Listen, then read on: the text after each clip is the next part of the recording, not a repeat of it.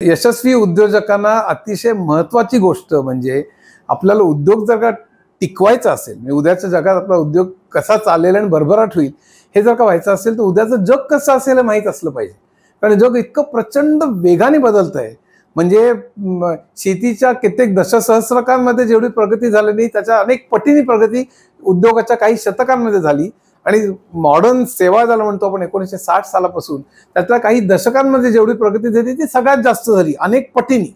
म्हणजे गेल्या 10 वर्षात जेवढी प्रगती झाली ती संपूर्ण मानवी इतिहासात झाली नव्हती तेवढी प्रगती झाली.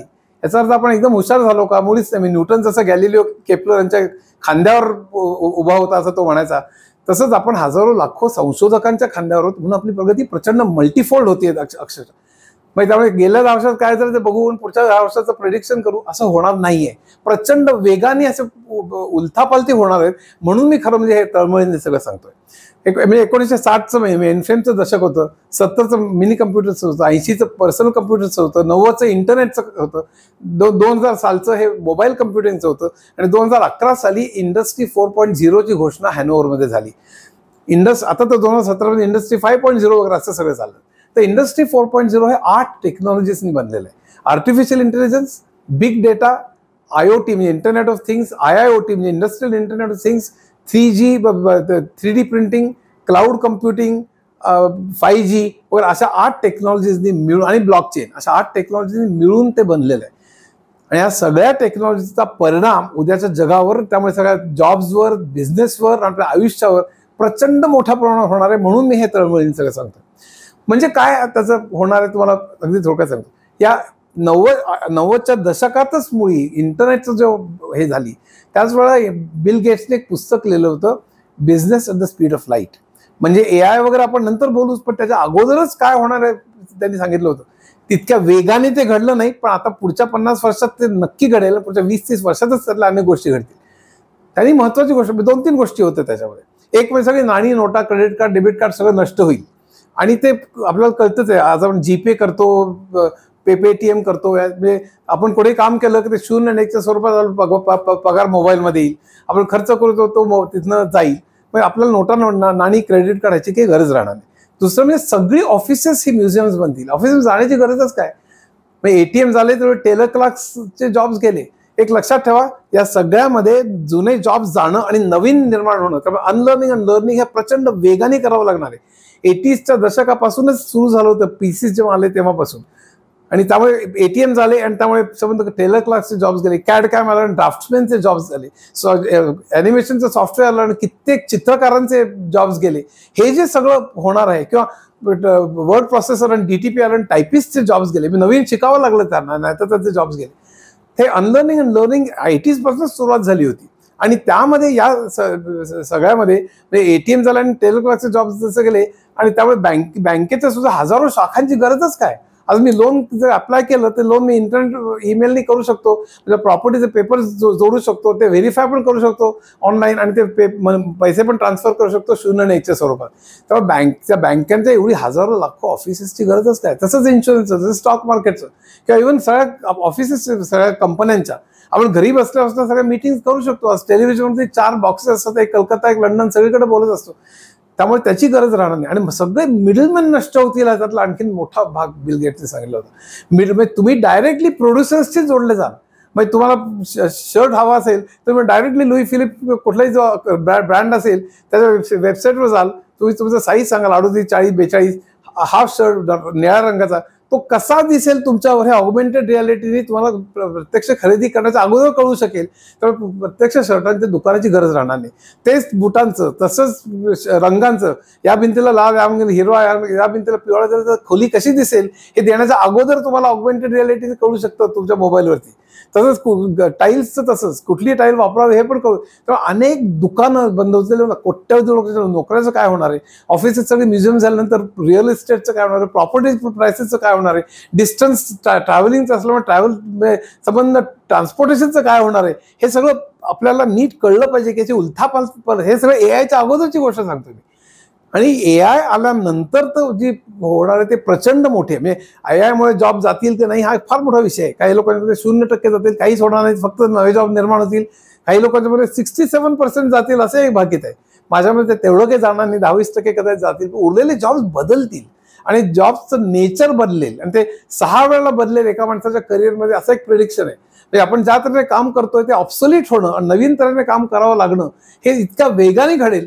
आता ड्रायव्हरलेस कार्स आल्या तर कोट्यावधी ड्रायव्हर्सचे जॉब जातील, कोट्यावधी. आणि आता ऑलरेडी ट्रायल्स चालू झालेले आहेत. आणि ड्रायव्हर म्हणजे फक्त कारचं नाही, मग टेम्पो असेल, मग लॉरी असेल, मग ट्रॅक्टर असेल, मग हे सगळंच, या सगळ्याच समजा ड्रायव्हर्सचीच गरज जर का भासणार नसेल उद्या, तर त्यांचं काय होणार नाही. हे अनेक ठिकाणी होणार आहे. म्हणजे कॉल सेंटर सगळे नष्ट होतील, सगळं ऑटोमॅटिक चॅटबॉटचं सगळे उत्तर. आज सुद्धा माझ्या बँकेचं बॅलन्स काय असं विचारलं तर प्रत्यक्ष मनुष्य आपल्याला उत्तर देत नाही, प्रत्यक्ष कम्प्युटर ते चेक करतो किती बॅलन्स आहे, आपल्याला ऑटोमॅटिक उत्तर येतं.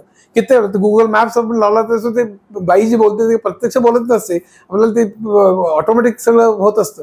तर हे सगळं जे होणार आहे एस्पेशली डीप लर्निंग आणि याच्यामुळे आणि नॅचरल लँग्वेज प्रोसेसिंगमुळे आणि चॅट जीपीटीमुळे हे जे होणार आहे त्यामध्ये अनेक लोकांचे जॉब बदलणार आहेत किंवा जाणार आहेत. प्रत्यक्ष प्रचंड 67% जाऊन सगळे बेकार फिरतील अशाला भाग नाही, पण जॉब बदलतील खूप मोठ्या प्रमाणावर. वकिलांच्या खाली कित्येक सगळी पुस्तकं, वकिलांची बाडं आपण बघतो ते सगळी डिजिटल झाली. तर अनेक केसेस, उदाहरणार्थ अमुक केसवर जो ऑर्ग्युइंग वकील असतो त्याला सपोर्टिंग डॉक्युमेंट तयार करण्याकरता किंवा 1956 स्टेट ऑफ राजस्थान विरुद्ध अमुक काय झालं होतं अशा अनेक केसेसच्या सपोर्टिंग द्याव्या लागतात. त्या सगळ्या केसेस शोधणं, सिमिलॅरिटी शोधणं, हे पुन्हा पॅटर्न रेकग्निशन हा भाग आलाच AI मध्ये.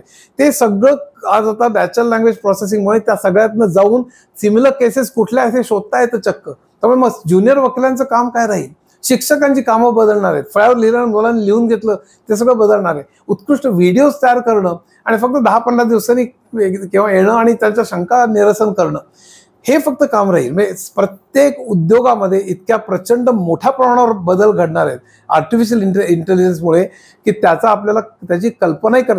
3D प्रिंटिंग घ्या उदाहरणार्थ, इंडस्ट्री 4.0 चा महत्त्वाचा भाग आहे. किंवा ऑगमेंटेड अँड व्हर्च्युअल रिअलिटीमुळे टुरिझम इंडस्ट्रीवरती परिणाम होणार आहे. कारण तुम्ही घरी बसल्या बसल्या आयफेल टॉवरच्या खाली आहात असं तुम्हाला जर का अनुभव येणार असेल व्हर्च्युअल रिअलिटीमुळे, तर तिथे जाण्याची गरज काय, प्रवास करून एवढं विमान हॉटेलमध्ये उतरा आहे का, प्रत्यक्ष अनुभव तुम्ही घेऊ शकता. फेसबुकचा तर असा प्रयत्न चाललेला होता की 4 मित्र वेगवेगळ्या ठिकाणी असतील, आज आपण फक्त मेसेजेसनी एकत्र येऊ शकतो, पण तुमच्या व्हर्च्युअल इमेजेस तुम्हाला प्रत्यक्ष भेटल्याचा आनंद द्यावा तुम्हाला. म्हणूनच तरी खरं मेटा हे नाव देण्याचं कारणच हे होतं की तुम्ही प्रत्यक्ष भेटल्याचा आनंद व्हावा कुठल्याही क्षणी, असा त्यांचा एक एम होता. ते कदाचित पूर्ण होईल, कदाचित नाही होणार. पण हा जो सगळा प्रकार आहे किंवा 3D प्रिंटिंग, पूर्वी आपलं मॅन्युफॅक्चरिंग सबट्रॅक्टिव्ह प्रिंटिंग होतं. म्हणजे शिल्पकार जसं मूर्तीमधलं दगडाचं जे नको असेल तो भाग काढून मूर्ती तयार करतो, किंवा आपण सुद्धा एक समजा स्टीलचा किंवा हे तुकडा आहे आणि आपल्याला जो आकार द्यायचा आहे तो आकार पूर्वी लेथने आपण काढायचो. आता इन्सी मशीन डिजिटल इमेज आपण घालतो कम्प्युटरमध्ये आणि त्याप्रमाणे तो लेथ फिरवतो आणि लेथ नको असलेला भाग काढून टाकतो. अजून सबट्रॅक्टिव्ह मॅन्युफॅक्चरिंग आहे. पण 3D प्रिंटिंगमध्ये ॲडिटिव्ह मॅन्युफॅक्चरिंग असतं. आपल्याला जो भाग तयार करायचा आहे त्याची पावडर किंवा त्याचा मोल्टन म्हणजे वितळलेला भाग एका बाजून द्यायचा आणि दुसऱ्या बाजूने त्याची इमेज डिजिटल इमेज जर का असेल तर ते एकावर एक थर बनवत तो भाग बनवला जातो. त्याला 3D प्रिंटिंग म्हणतात. हे ऑलरेडी आलेलं आहे डेंटिस्ट्रीमध्ये किंवा विमानातले किंवा इतर अनेक भाग आज 3D प्रिंटिंगने केले जातात. की उद्या आपले अवयव सुद्धा 3D प्रिंटिंगने बनवण्याचे प्रयत्न चालू आहेत. एक बिल्डिंग 3D प्रिंटिंग, देऊळ 3D प्रिंटिंगने झालेलं आहे. मग सिव्हिल इंजिनिअरिंग करायचं काय, मेकॅनिकल इंजिनिअरिंग करायचं काय, हे सांगण्याचं कारण मला भीती निर्माण करायची नाही. आणि हे सगळं ताबडतोब होईल अशातला भाग आहे. कारण 3D प्रिंटिंग मास प्रोडक्शन कसं करायचं हा एक मोठा एक चॅलेंज आहे. पण पुढच्या 20, 30, 40, 50 वर्षात काय होणार आहे हे आपल्याला नीट लक्षात ठेवलं पाहिजे. जी उलथापालथ आहे म्हणून प्रत्येक उद्योजकाला फक्त किंवा इव्हन नोकरी करणाऱ्याला कोणी का असे ना सांगतो की ही आपला बिझनेस पुढचे 5 वर्ष चालेल का हे बघा तुम्ही. ज्यांनी याच्याकडे लक्ष दिलं नाही त्या $multi-billion कंपन्या कोसळलेल्या लक्षात ठेवा. नोकिया उदाहरणाचं, आज नोकिया कुठे आहे, त्याने अँड्रॉइड स्वीकार नाही केला आणि ते खलास झाले. किंवा ही फिल्म मधली कंपनी त्या कोडॅक ती संपूर्ण हे झाली कारण त्यांनी डिजिटल स्वीकार केलं नाही, अॅनालॉग फिल्मच पुढे ठेवली. तर हा जो सगळा प्रकार आहे अशा अनेक कंपन्या $multi-billion, मी फिनलंडमध्ये जायचो नोकियाकडे, संपली कंपनीचं नाम आता त्यांनी पुन्हा रिऑर्गनाइज करता येते. पण अशा अनेक कंपन्या खलास झालेल्या आहेत. पुस्तकाची दुकानं उद्या नष्ट होणार आहेत.